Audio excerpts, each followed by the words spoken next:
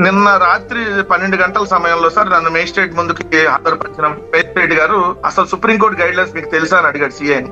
CI చేతులు కట్టుకొని నిజంగా సిగ్గుతో తలదించుకొని సమాధానం చెప్పాడు.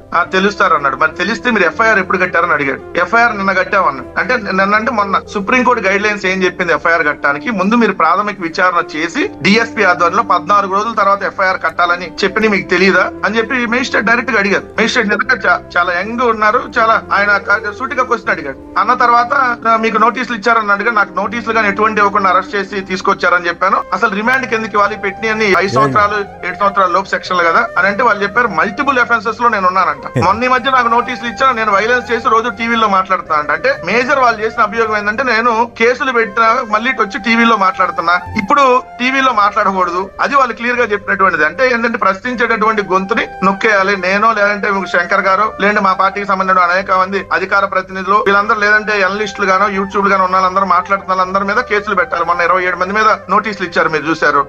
సో నేను ఒకటైతే స్పష్టంగా చెప్తున్నాను సార్, నిన్న నాకు జరిగినటువంటి దానికి YSR Congress party entire family including Jaganmohan Reddy గారు చొరవ తీసుకొని జగన్మోహన్ రెడ్డి గారితో పాటు లీగల్ టీము ప్రతి ఒక్క నాయకుడు ప్రతి ఒక్క కార్యకర్త ఏదైతే ఒక వైఎస్ఆర్ కాంగ్రెస్ పార్టీ కుటుంబ సభ్యుడికి కష్టం వస్తే మేమందరం అండగా ఉంటామని చెప్పి ఎంటైర్ పార్టీ నిన్న నాకు చెప్పింది.